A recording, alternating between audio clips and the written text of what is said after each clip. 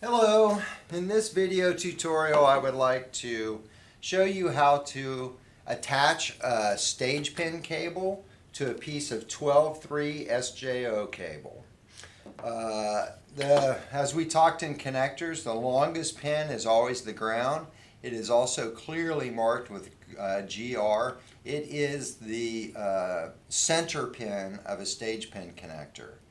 Nearest to the ground pin is where the neutral will go, or the white wire. And if you look inside, imprinted on the bottom of the connector, it will say white.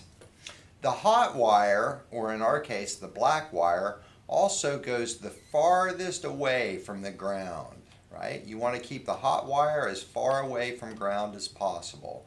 So the black stands alone.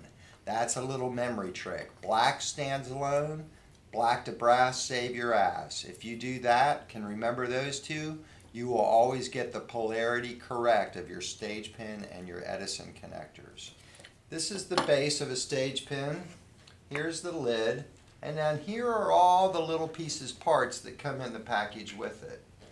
Right? We have 3 screws that will eventually hold the cover down. And then we also have these 3 wire guards. The wire guards will become, we'll show those to you in just a moment. These are the strain relief inserts. Rather than having an adjustable strain relief like an Edison connector or some other connectors, we have a physical strain relief that we can then control or decide how wide the how much strain relief we want to have. We can insert both of them together like that and just make a little strain relief. We can insert them like that and make a little more strain relief. We can insert the 2 of them this way and make a lot of strain relief. Anyway, those are the strain reliefs, and I will show those to you in just one moment as we proceed. Now, just as we did with the Edison connector or other connectors, we need to determine how much cable, how much of these exposed conductors we need inside of the connector in order to keep this at its strain relief point. So to keep that there, I am measuring to the base of this connector, which is about there.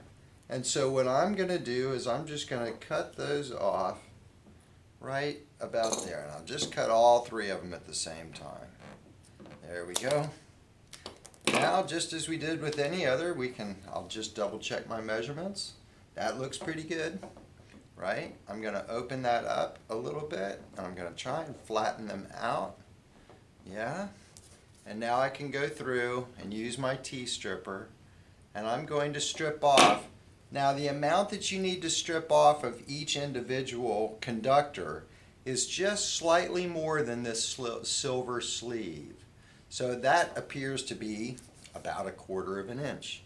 I think everything is 1/4 of an inch. Right? So a little pinch there. We pull that loose. Pull the green around. I'll slide in there. Pinch, pinch. Pull that. Slide around. Another 1/4 inch. Pinch, pinch. Pull that.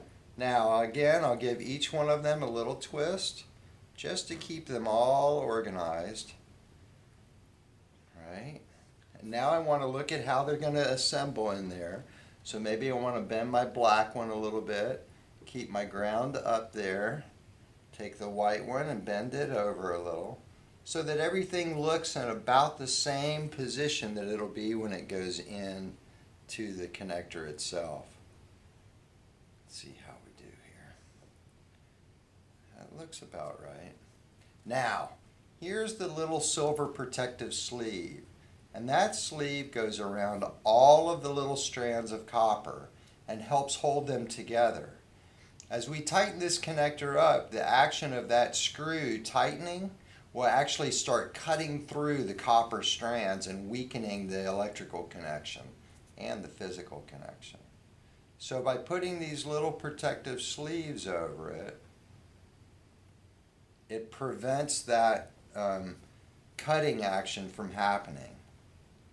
Now what I'm going to do is just insert the white, the green, and spread the cable apart a little bit to get the black one in. Now I have them all in place. It's just a matter of holding it all in place. And I'm going to cheat just a little bit and use a little bit of a motor screw gun, a power driver, and just tighten those up. I'll go through and tighten the middle one, and I will tighten the hot. Now, I do not trust power screwdrivers to give me accurate information about how tight something is. So I'll go back manually and make sure that I have that connection as tight as it's supposed to be. Yes, and indeed each of them needed at least a half a turn or more. Okay, now we're up to our strain relief. These are our strain relief jackets. If we look in the packaging that came with the connector, it tells us what sort of strain reliefs and in what orientation we need them for whatever kind of cable we're using. We are not using 12.3 SO, which requires no inserts. We're using 12.3 SJO, and that takes one insert, but it's flipped upside down. The inserts go into the back of the connector, either back here, or they can also go into the lid. If we're only using one, I'm going to put that insert into the lid. Now, it could go, you can see the little cutout there. We could put it in this way, right, if needed. But in this instance, we want to go ahead and put it in with the shallow divot towards the insulation. And if you just keep pressing, it'll go right up in there until it looks just like that. Now we take the lid, we slip it underneath of here. There's a little lip, and you just need to slide it forward underneath of there. I press them down a little and set my screws, and set another screw, and set one more screw. And then again, I'm going to cheat and use my little motor screwdriver.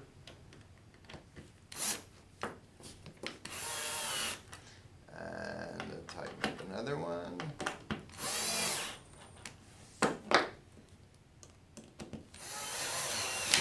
Whoa.